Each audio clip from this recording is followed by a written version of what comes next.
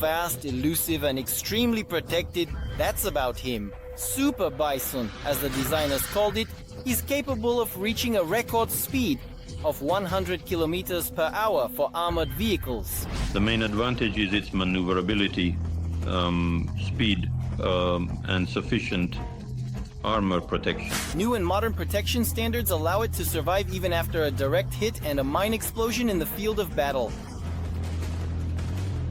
Dozens of units of this latest Western armored vehicle are currently being assembled specifically for the armed forces of Ukraine. Bisons were previously provided to us as aid, but now it's about a full-fledged government order for our army. What are these machines capable of?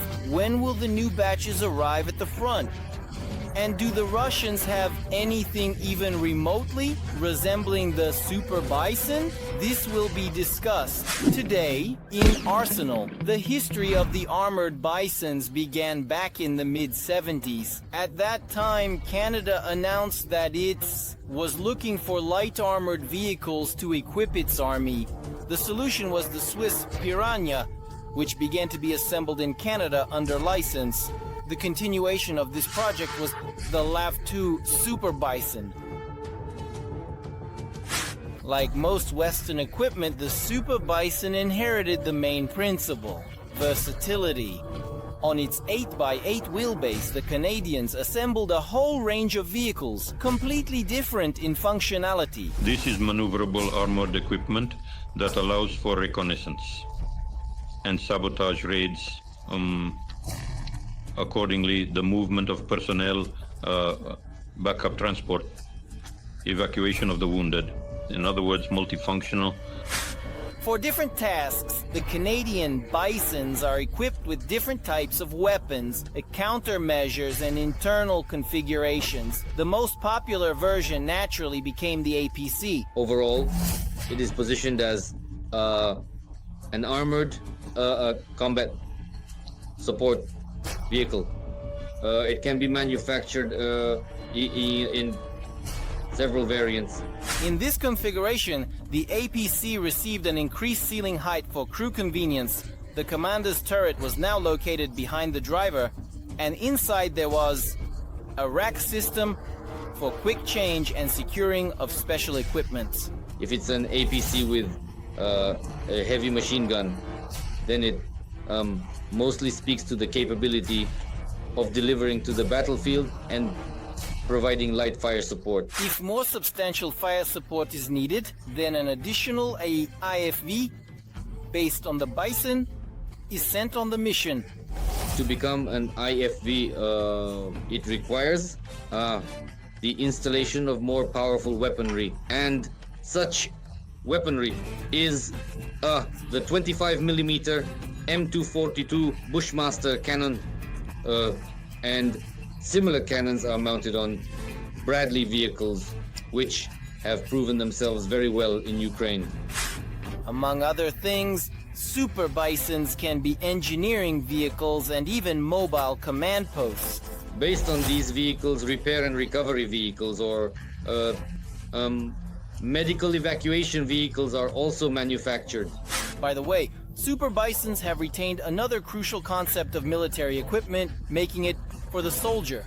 Not only did they consider the comfort of the military personnel, inside, for example, there is an air conditioner and a system for purifying air from chemical weapons of mass destruction.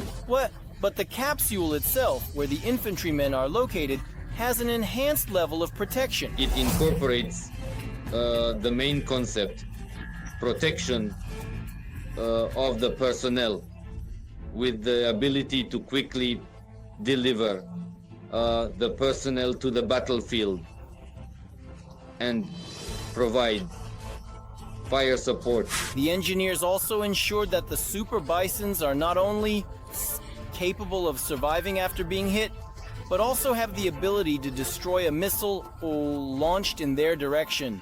All these vehicles can also be equipped with active protection systems to destroy the same anti-tank weapons on approach. Now let's figure out who the Bison will have to fight against. Do the Russians have anything even remotely resembling the Canadian APCs? And who will survive if the armored vehicles face off on the battlefield? Fact number 1. Comparing the Bison with Russian counterparts is simply, impossible.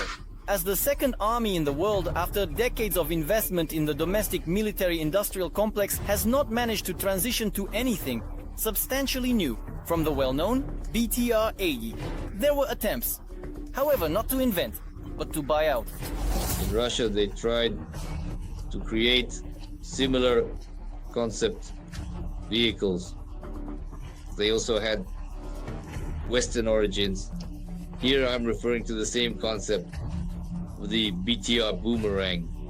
Fortunately, the Russian Federation has few opportunities to implement this project after sanctions were imposed against it. But even in pre-war times, buying parts worldwide for the Boomerang project, the Russians could not come close to the parameters of the Canadian Bisons. For example, in Russia, they decided to use a domestic engine from the Yaroslavl motor plant, which accelerates the vehicle to 50 kilometers per hour over rough terrain, which is exactly half the performance of the Canadian vehicles. An engine with a power of up to 450 horsepower, which allows this machine to move very quickly with a maximum speed of up to 100 kilometers per hour. Considering that this machine weighs almost 30 tons. In terms of protection, the Bisons have also far surpassed the Boomerang, which no matter how many times you throw it, always comes back. But unlike, let's say, those simple Soviet APCs, they are designed to withstand the fire of the main armament of infantry fighting vehicles. These are 25mm automatic cannons. A separate criterion of protection, which has never been present in Russian equipment in the West, is the health of the crew. And here, analysts also note the extreme resistance of the armored personnel carrier to explosions. This is achieved there by using composite armor as well as a special V-shaped hull design and the installation of special anti-explosion seats. These are suspended seats that are attached at the upper point. You won't even find similar design solutions among the Russians. After all, what's the point of talking about comfort if engineers can't even devise proper evacuation routes for the crew?